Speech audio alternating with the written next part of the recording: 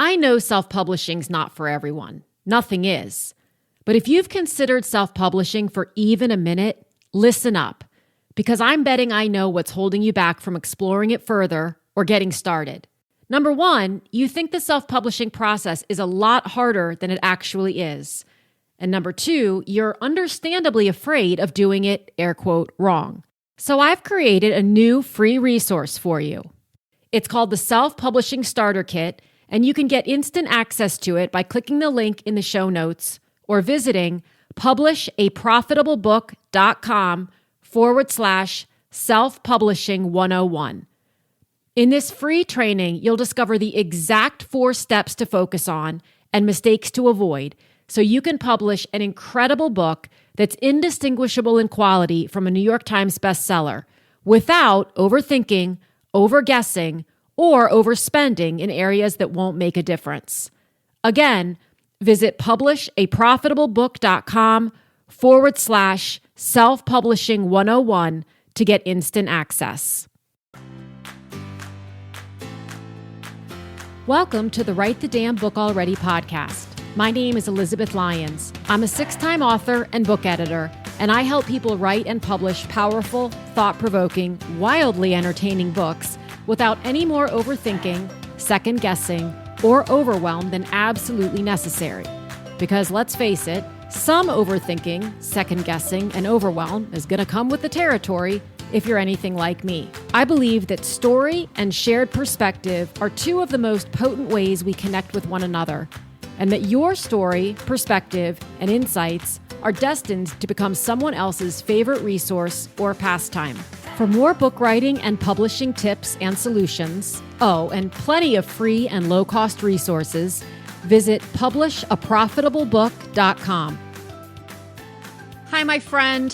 One of the reasons I love doing this podcast so much is so incredibly selfish, and it's because I get to meet people who I want to be really good friends with in real life. This episode was a riot.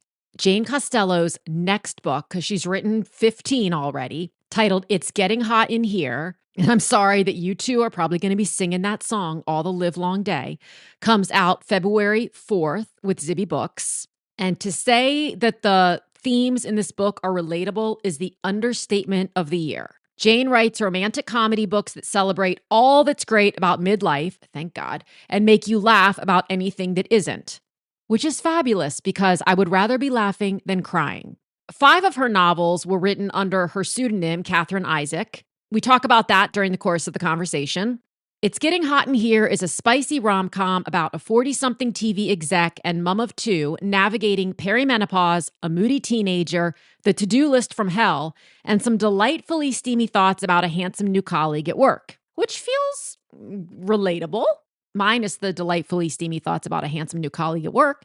Her novels have been translated into 26 languages. Her first book, which was published in 2008, titled Bridesmaids, not to be confused with the movie Bridesmaids, but I'm guessing just as funny, became an immediate bestseller, selling over 1 million copies. Jane lives in Liverpool, England, with her husband and 3 sons. And as I learned during our conversation, is also an avid DIYer. I'm linking everything that we talked about, all the people, all the books, all the DIY products in the episode notes. So let's just get on with the conversation.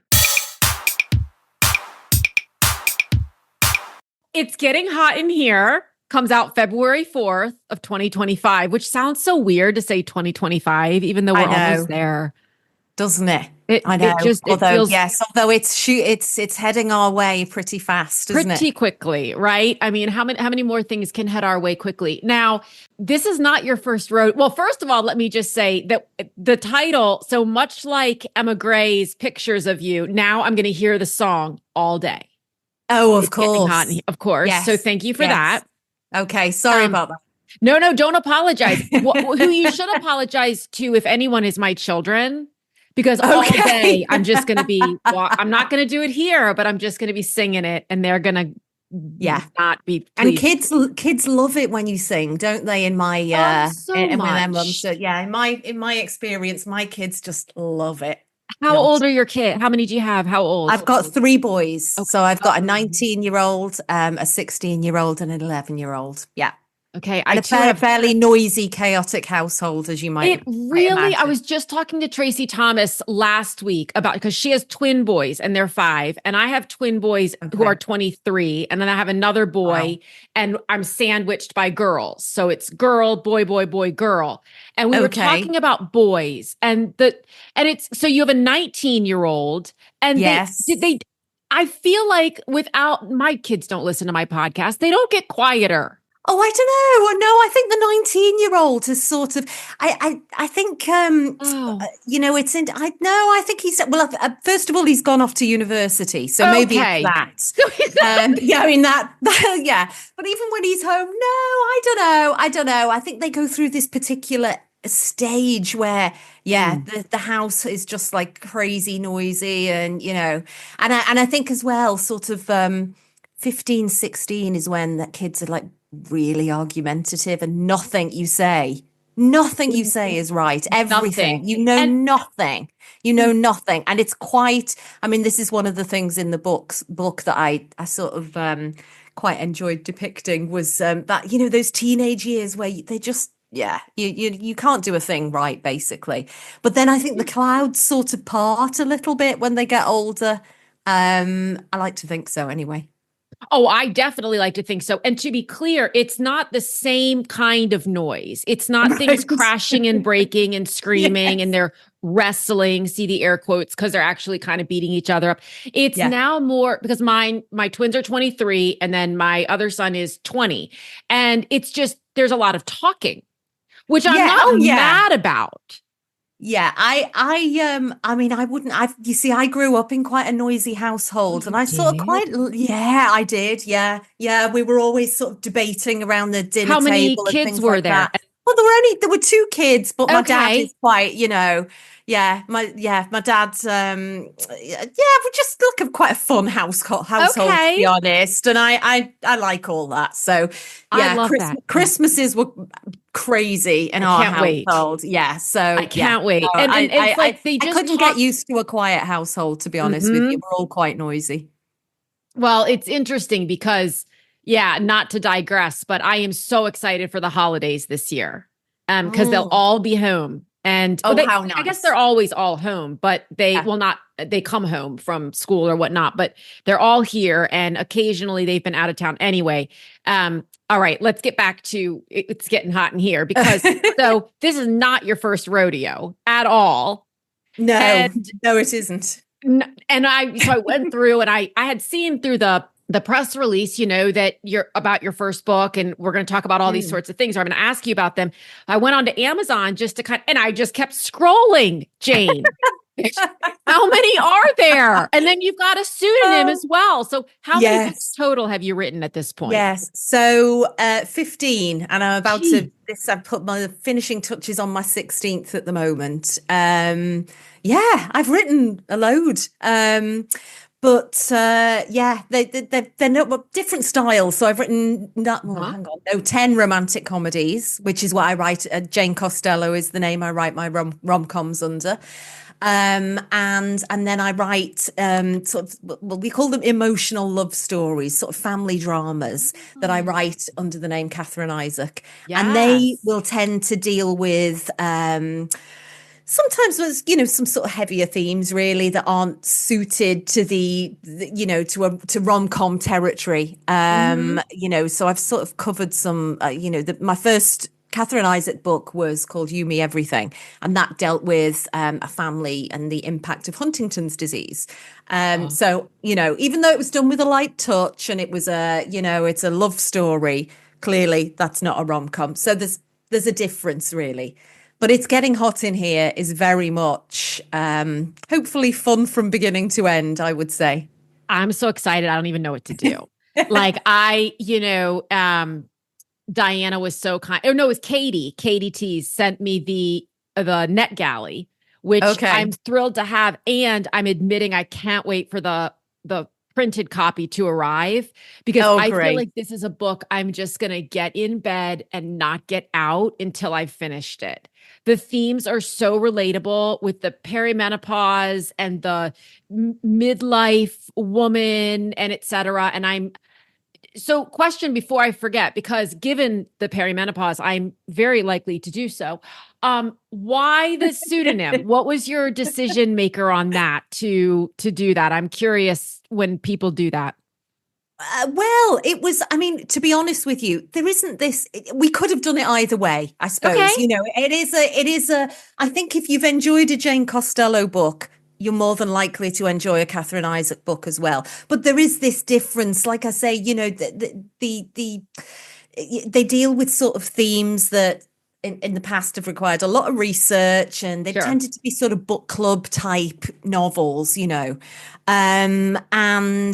whereas the rom-coms are very much, I mean, this one is typical, really. It's funny, it's fast paced, it's quite steamy in places, it's got a Mhm. different sort of vibe, really. So Okay. that was the idea behind the two different names. But I mean, it's been complicated over the years, don't get me wrong. We made yeah, only because when I mean, I'd been Jane Costello for years, and the reason I mean, I'm digressing, but maybe this is relevant. Digress away. That's what we do, Jane. That's what we But do. the reason I'd written 9 rom-coms, Mhm. and they were all kind of about women in their late 20s finding love for the first time in various funny romantic ways. And I loved writing them, but I got to my early 40s and I thought, I really don't know how qualified I am now to write about something that's relatable about somebody who's in their late 20s.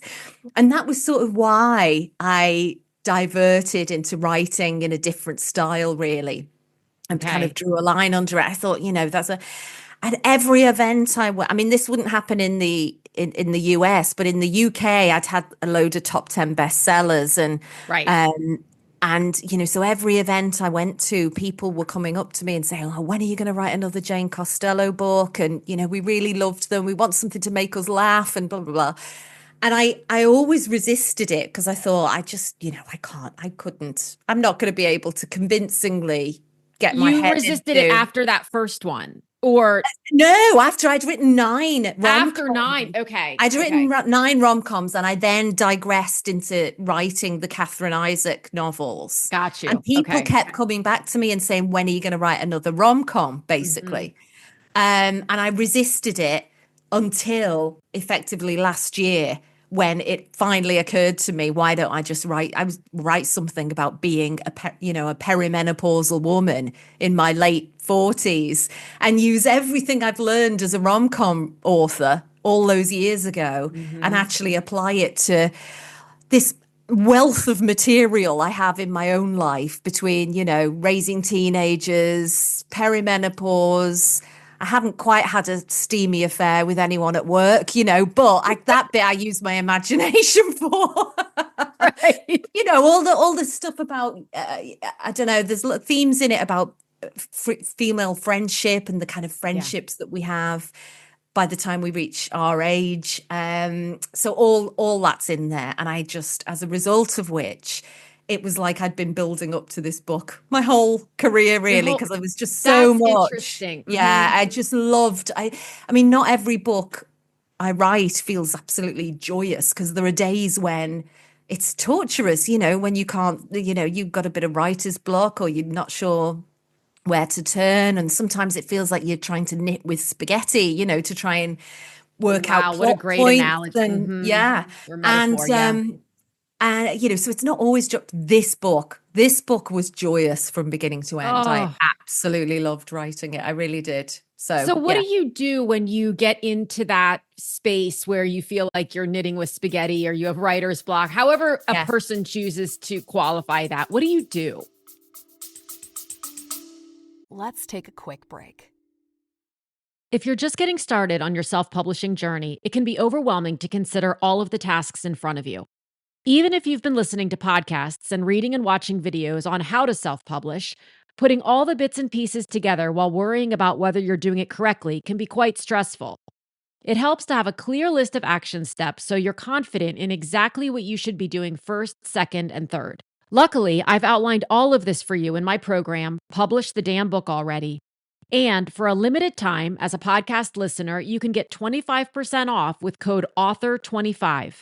This course provides you with a step-by-step blueprint to a published book that is indistinguishable in quality from a book published by the big guys, while saving you time, money, and excessive handfuls of stress-relieving salt and vinegar potato chips.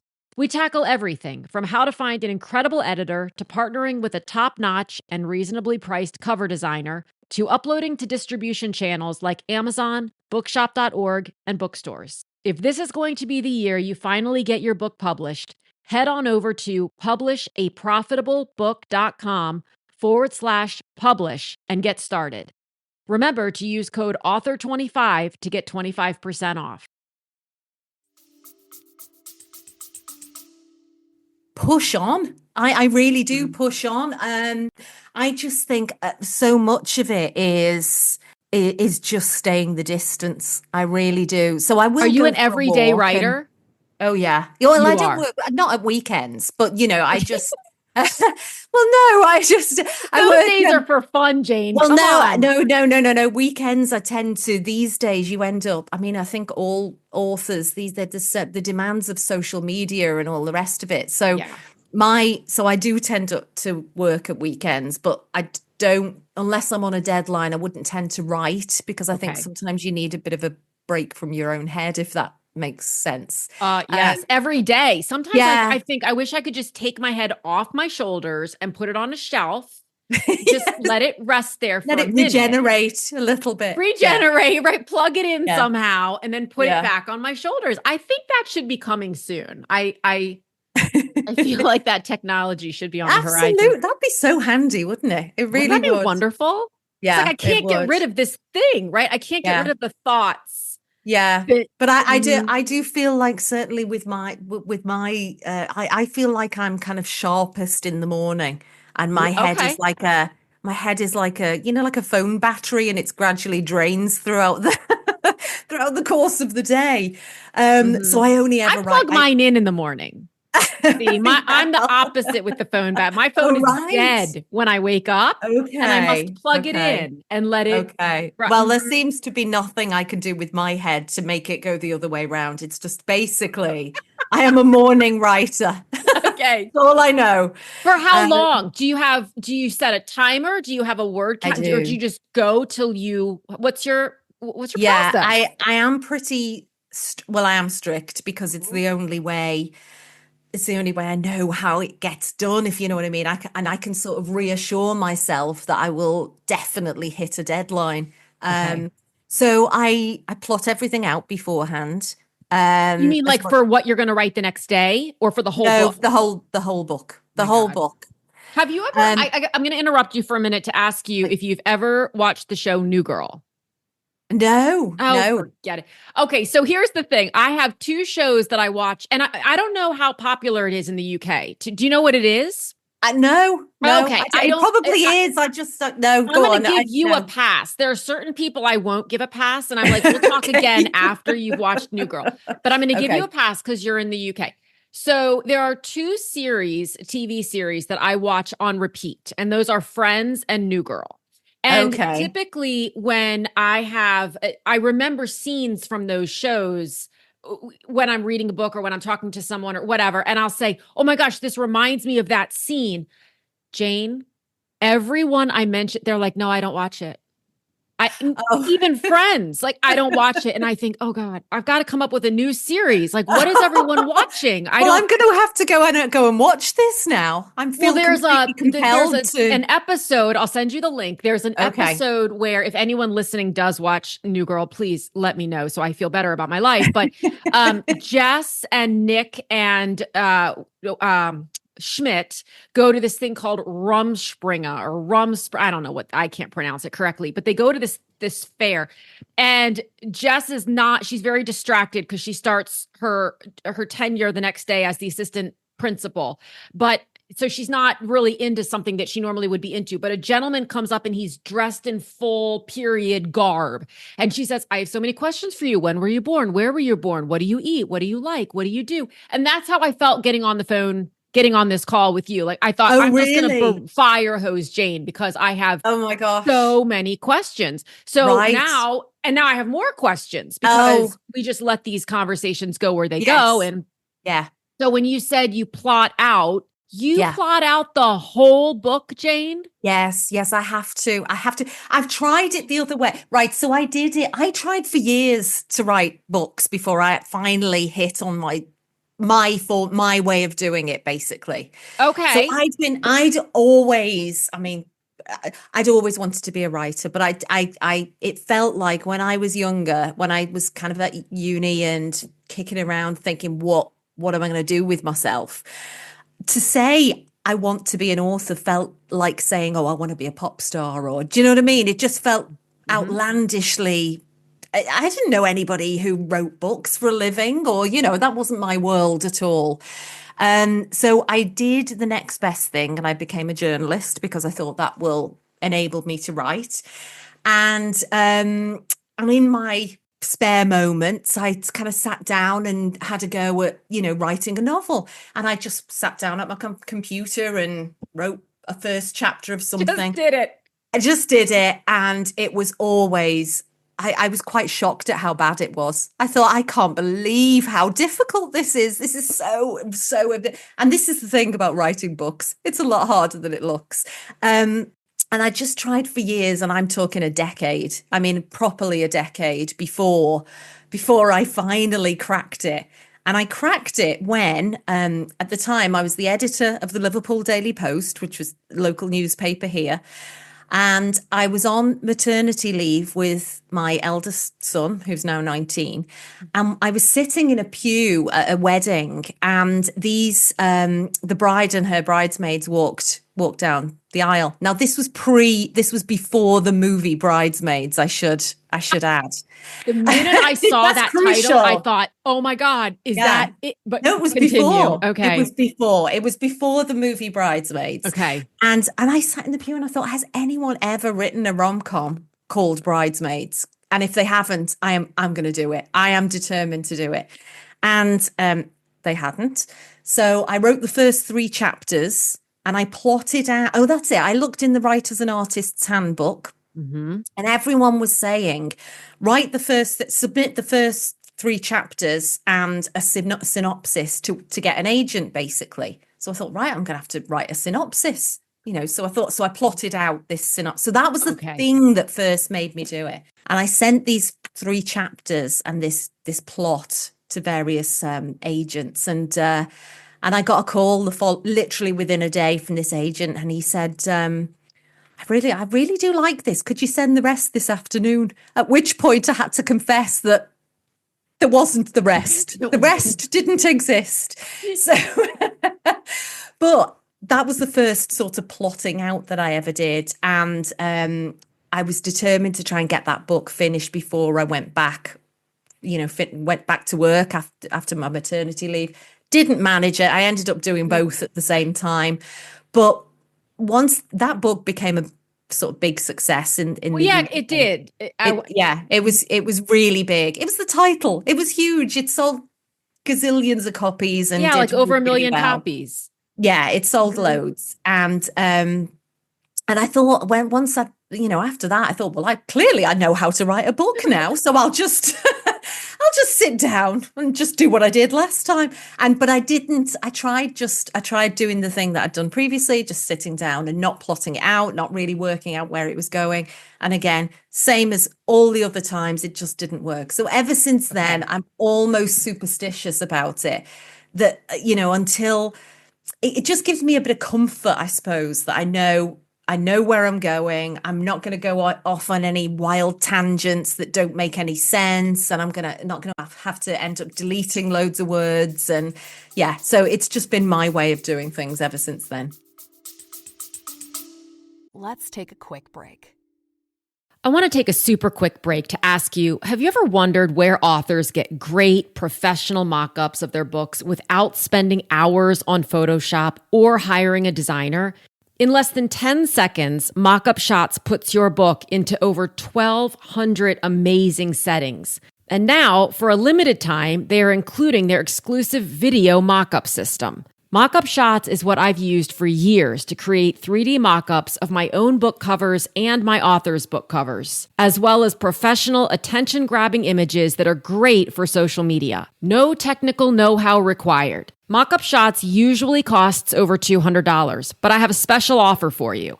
It's faster, has more features, more images, and is getting better every day. They're celebrating this new and improved Mockup Shots by offering a 60% discount on lifetime access with lifetime updates. It's a great way to get an unheard of price on a product that will get eyes on your book, increased sales, and that you will end up using all the time. You can get this limited time offer with the link in the show notes. And now back to regularly scheduled programming. It's so fascinating to me to hear different people's processes because you could have another, and I'm going to use the word successful with air quotes around it because everyone defines that differently. Yeah. But you could have another author who's written multiple books, sold millions of copies, had movie rights deals, movie rights purchased, those sorts of things. And they would have the exact opposite approach to what you just said. Absolutely right. I've got friends who, I do loads of book events and things, and I've got friends who do exactly what you say. They just sit down and it's like taking a Kleenex out of a box, one after the other after the other. I just can't work like that. I love the whole ritual to me of having different colored Post-it notes and spreading them all out and envisaging the whole thing like I've got to have my big scene at the end, like in a movie. And, I need to know all these things before I take that big leap what's your of color faith. coordination? Is it like one color is it by chapter? Is it No. by... No, it's by character. Character. Yeah. So I always have like there's a set of like big characters and, storylines for each character.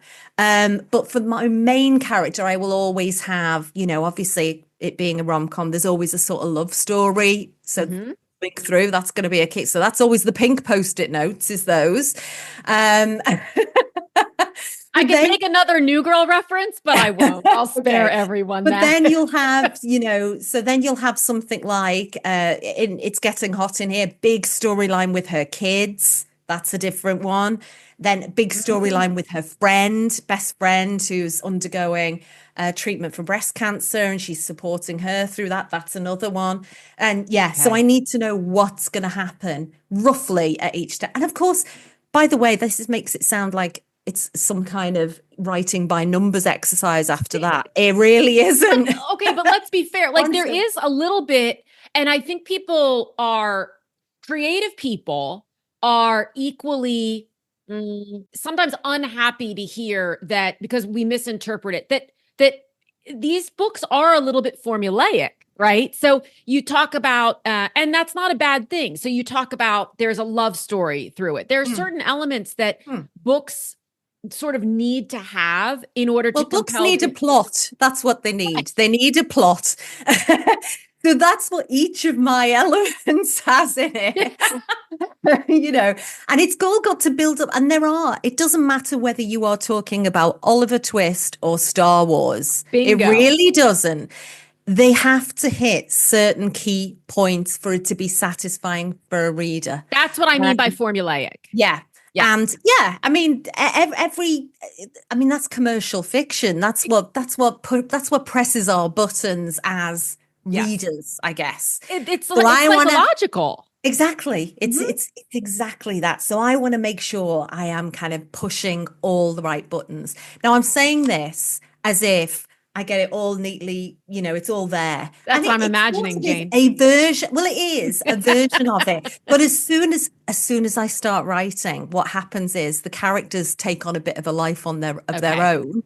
They start to get a voice. They start to have their own ideas, and they start interacting with each other. And at that point, I start kind of going back to the plan and changing it and tweaking it and moving it. And so the point I'm making is it's a constant work in progress. It's not a fixed thing. It's fluid. It's still fluid. Absolutely fluid. It's completely fluid. And to be honest with you, it's more it's a psychological crutch for me more than anything, I think, to be able to write those words, chapter one. I want to think, even if I have the worst writer's block in the world, I am able to sit down in front of a computer and just write what it says on that little part of the Sticky plan, note. basically. Yeah. Exactly.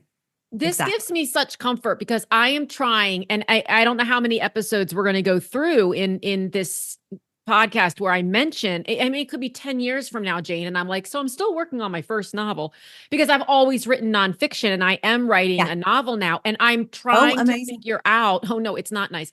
I'm trying to figure out what my process is. Yeah. And so it's hard. I mean, it just takes a minute. By the way, my process has evolved very much over, oh yeah, absolutely. Yeah. It's constantly evolving. And what I have found, what I've really started doing, because I've written both of my last two books. Well, It's Getting Hot in Here and the one that's coming afterwards quite quicker than I would normally write a book. Okay. Partly because It's Getting Hot in Here just flew off my keyboard. So I was like, oh, I can write a book in 5 months, no problem. And then I wrote that book in 5 months, but actually normally I would take a year. But it is quite a tight sort of turnaround and schedule and all the rest of it. So I've got this sort of new method for myself, basically, which is I have started, to me, the most, even though we're expected to do loads of social media and all kinds of stuff. Being an author, at the heart of it is writing. That's got to be king as far as I'm concerned. So I've started literally putting slots of like hour-long slots in my diary and blocking it out like it's this appointment, so you take your writing as the laundry can wait, the phone calls can wait. I don't know if mine can. I've got 3 pair of black yoga pants, Jane, and they need to be clean.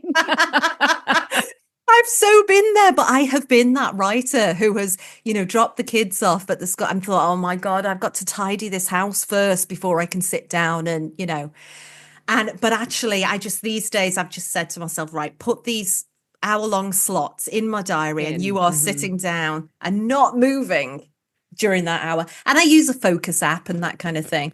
I will tend to, oh yeah. Which one is it? Called Pazziz, and it just I've never heard of that. It's like, I don't know, it's just like it's just sort of like, what does it do? Does it play a certain tone, or does it? It's like what, like spa put you in a music trance where you actually believe in yes, yourself? It does. Like what? Okay, it does put you in a trance. It does put you in a trance. It's like this. It does. Check that out right after this. So when you go, can we talk about events for a second? Yes. Yeah. So one question I have before I forget is, when you do an event for under Catherine Isaac, do they introduce you as Catherine? Do you get to really? Yes. Yes, they do. It was quite confusing at first. I'd be looking around going, who are they? Who's this woman? Who are they? I don't even know my own name many days, right? So like I forget. Okay. I know, and it feels, yes, because and I have to say, and there's certain countries where because I'm published in quite a few different languages, and there's certain countries where really my Catherine Isaac novels are very much at the forefront. So Scandinavia, for example, if I go to a book tour of Norway or somewhere like that, it's Catherine Isaac they really know that, and they've been very successful there, as opposed to Jane Costello.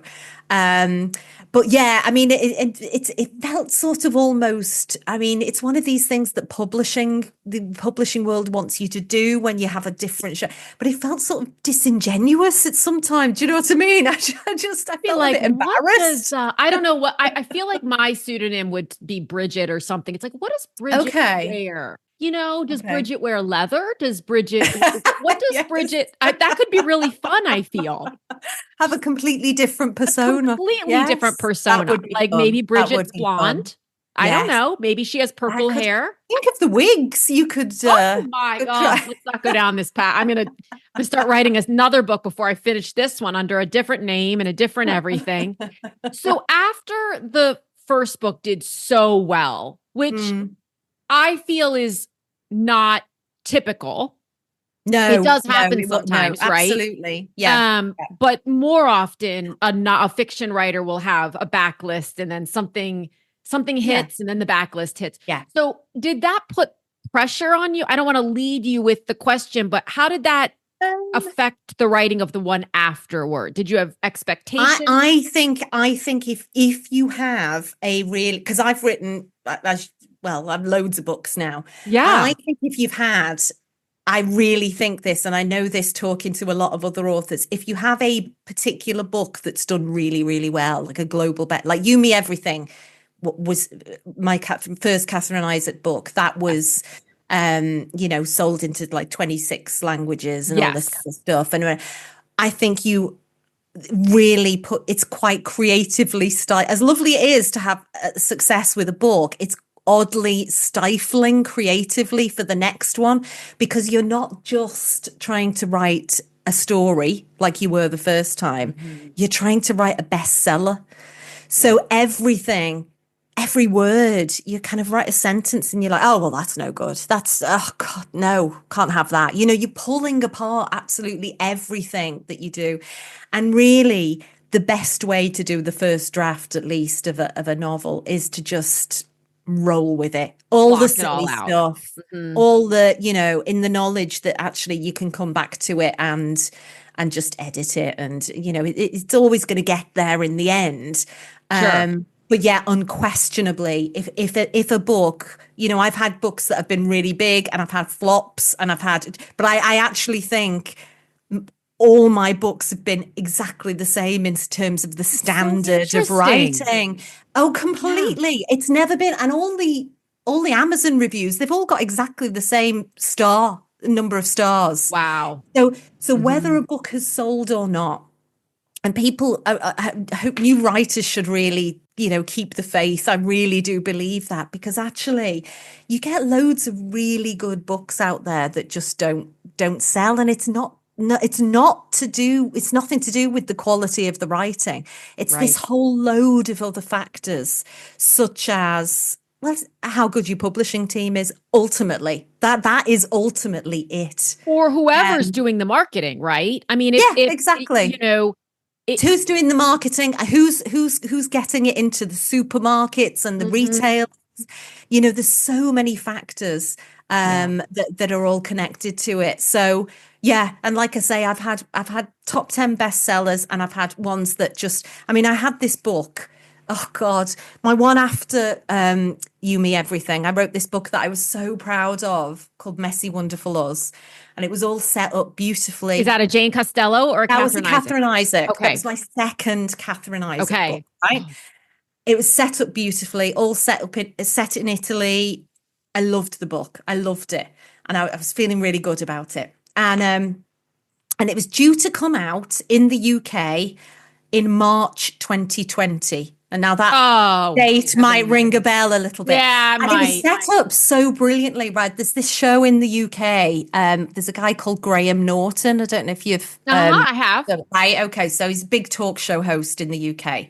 And he had this radio show, biggest radio show in the UK. And as part of it, he had a book club slot. And I was booked. For that book club slot. And I was booked for it on the 21st of March, 2020. And I got the call like 2 days before. And obviously, pandemic, everything was pulled. That book didn't even end up in the stores. It's sold hardly anything. It just flopped completely, because the world was in complete turmoil, Falling basically. apart. Exactly. And it's kind of, it's sort of, since then, things calmed down, and it got people started to discover it and things. But without that kind of big splash that happens when a book is first published, it doesn't happen. And honestly, it was, it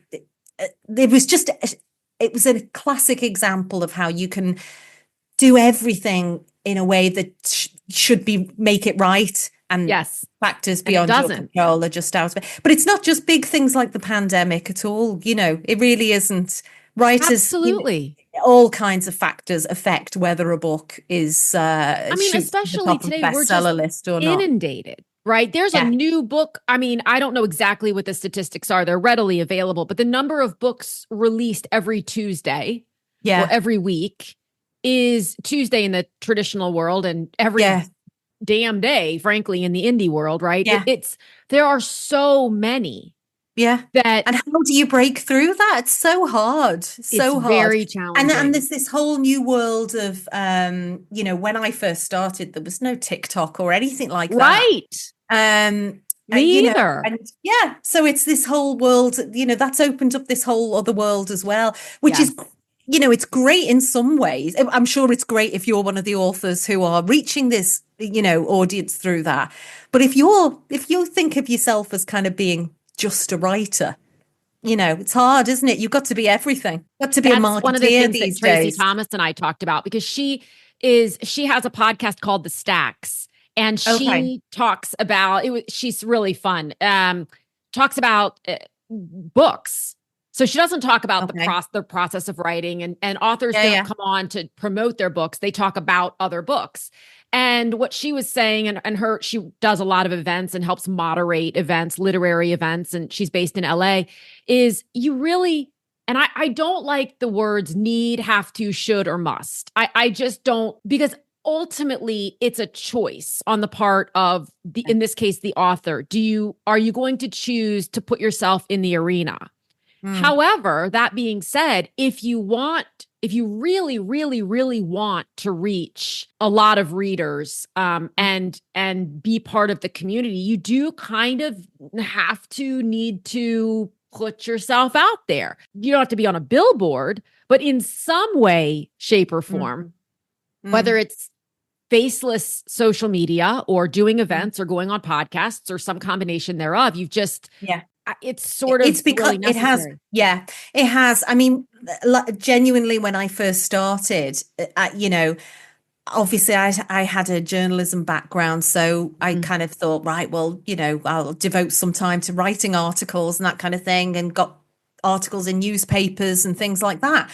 These days, genuinely, I would say at least half of my working day is spent on publicity side of things. Is it? So do you Yeah, have two social media accounts, one for Jane I Costello and did, okay. but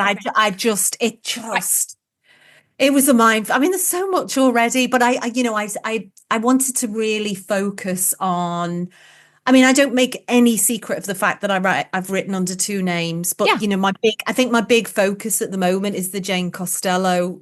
I mean, Jane is my real name apart from anything else, so that just feels easier and better. Unless someone's like you're mad at somebody, then you'll say, my name's Lisa today. So I just decided to kind of it was getting really silly. So I just thought I'm going to focus on that. Yes. People know I write as Catherine Isaac Sure. as well, so they discover my books that way as well, and just spend time on social media. But also, I've really wanted to kind of put a lot of effort into starting. I've got a newsletter that I do once a month, and I really wanted to start taking that seriously. Okay. So I wrote some sort of bonus chapters, for my backlist, revisited characters sort of That's a many great years idea later. Yeah. for And your in a way to newsletter. try and for my Okay. newsletter subscribers. So yeah, they can get free chapters for my backlist. So if they've read Girl on the Run or one of the old books, Mhm. I've written sort of, what happened next, and I've done the same with It's Getting Hot in Here as well. Do you run your own social media? Yes. You Yeah, do. Okay. I do. So Yeah. what do you have the most fun with? What do you enjoy the most? Or what do you feel connects you with new readers best when it comes to social media? I just like Instagram. And I do, I really do. I just, for years it was Twitter, and Twitter Yes. is just not the place for me anymore. No. I did really well for many years on Twitter, and then it just, I think a lot of authors have kind of not really liked the Migrated. space that it was. And it's a real shame because it was for book people, it was really good, Yeah. for a long time.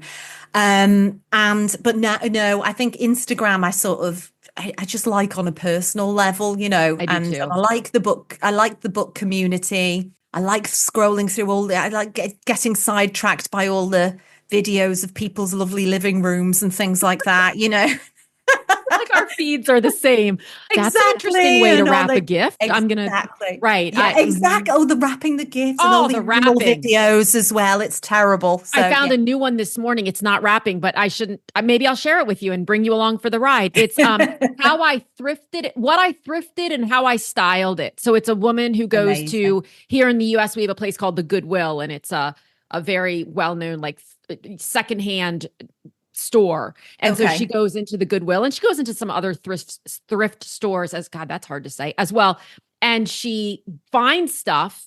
And then she shows you, I spray painted it this color, and then I wound it all together. And I think, oh my God, I'm going to the Goodwill love today. things like that. That's the other thing I get sucked into. It's those ones where, where they'll take a grotty old bedside table that looks like they pulled it out of a skip, and they sand it down. That's my life. They get this paint, like mineral paint, and it always looks amazing. And they do it in 30 seconds, and you think, God, I'll do that one weekend. When I'm not busy. When all the one day I'm going to do those tables. That's the challenge, though, is because I am a huge DIYer. Like Me too. I've renovated at this house. The problem is you never stop, do you? Why do you have to be in the UK? I'm coming to the UK. Like if I am not working on book stuff, I'm tearing out a wall or something. Like last week I had posted my double sink fell into my island one night. So I spent the weekend, like in, not like dropped a little bit, but just room, like right in front of my face. God, that sounds awful. It really was, Jane. But right now I'm refinishing a table. Okay. I love doing that.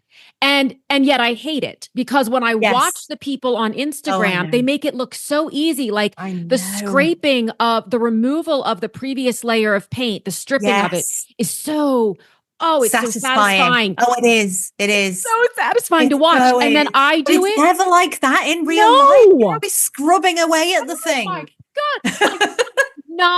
Nine trips through this table. I finally brought out the heavy duty sander. I was like, forget it. And now what I'm going to do, I'm sorry, but not to tell you this, is I found this product called Ratikit. Okay. Have you heard of this? Oh, no. I will send you. So it has wood fibers. It's a paint-ish, paint adjacent, and it has real wood fibers in it. So you paint it. Instead of stripping something, you just paint it on top of it goes on top. Correct. And then you can stain it. Oh, I like the sound of that. Or use mineral paint. I like the sound of that. I'm learning all sorts now. Going to be a whole new world. So back to Insta. So this is why we like, and did you ever get on the Threads? Are you ever on Threads?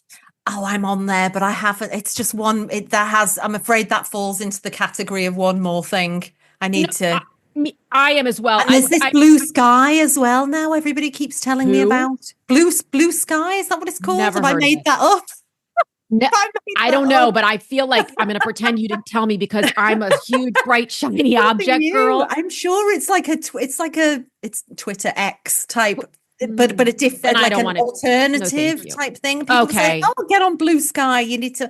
Are they winding me up? Have they made this up? I don't know. I mean, it's ringing like a very subtle bell, but maybe just because I live in Phoenix and the skies are always blue. I don't know. It's the power of suggestion or something. I think everyone migrated. And when I say everyone, I just mean the majority of the people I was following migrated from Twitter, X, whatever, to Threads.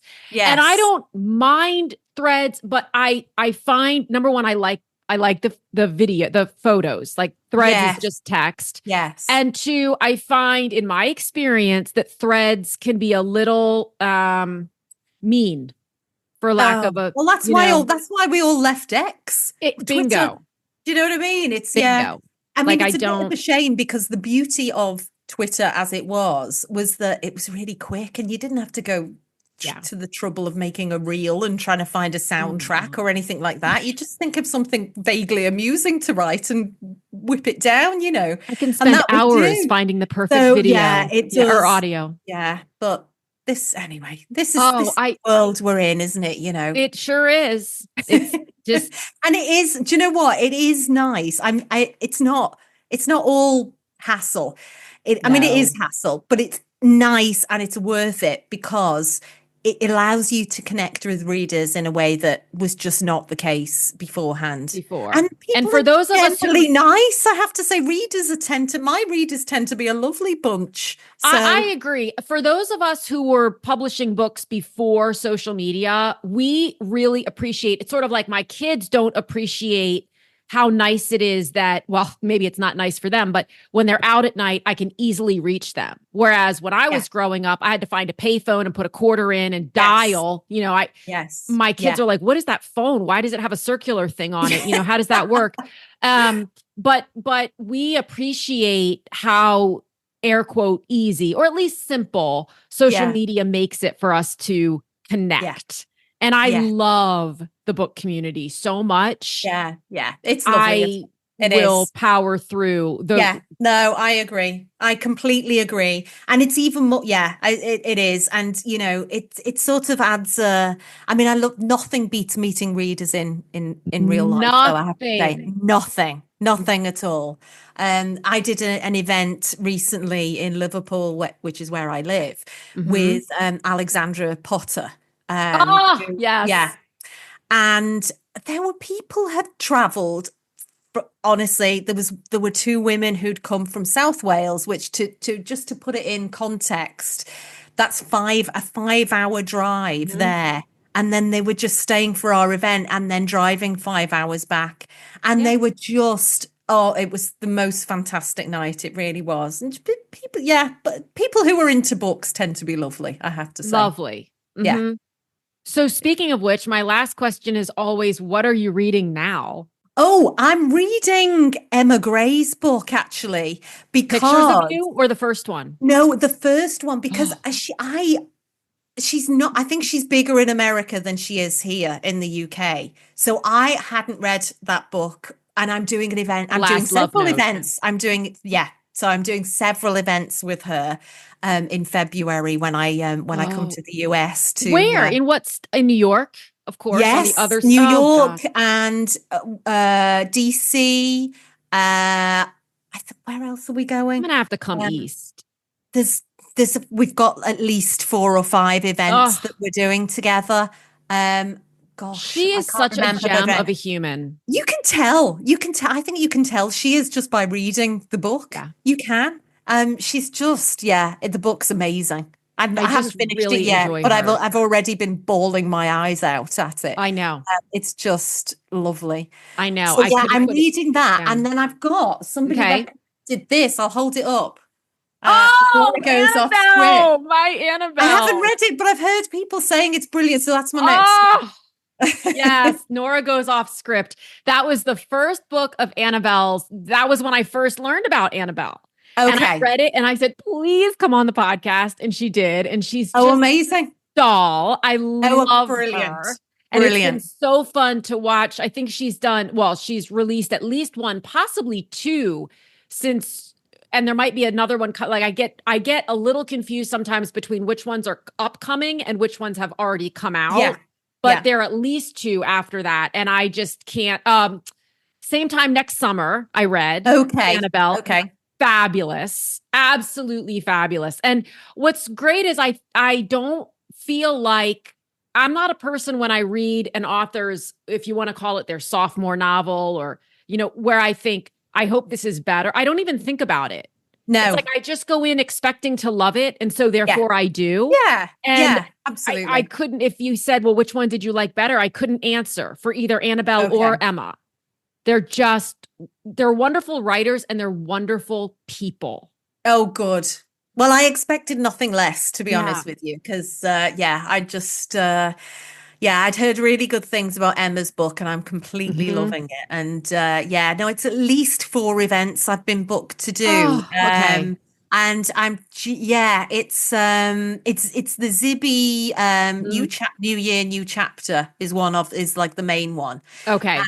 And then there's various other places that we're going to as well, in New York, DC, and I think they're looking at Philadelphia and Boston. So if you go to Boston, I'm going to keep an eye on your Virginia schedule as well. Oh, okay. because my sister's in Boston, and I've been having all these reasons to go to Boston or Philadelphia for a while. Okay. And so I'm going to see that as a sign that I need to get on an airplane. Definitely. That would be just great. so fun. That would be brilliant. Because I've talked to everyone, but I've not met anyone in person. I think it needs to happen. I think it needs to happen. Yeah, absolutely. Well, thank you so much. What time is it there? Is it late afternoon? Early evening? 6 p.m. Okay. Well, I appreciate you so much for coming on. This was so fun. Not at all. I've loved it. It's brilliant. And I'll link everything in the episode notes, every book we've talked about, everything of yours, all 15 of your books. It's going to be one long set of notes, that, isn't it? Oh, thanks ever so much. Thank you so much for tuning in. If you enjoyed this episode, this is your friendly reminder to follow or subscribe, leave a quick review, and share it with someone you know has a great story or message, but isn't sure what to do next. Also, remember to check out publishaprofitablebook.com for book writing resources and tips, and to see all the ways we can work together to get your book out into the world. Again, thanks so much for listening, and I'll talk with you again soon.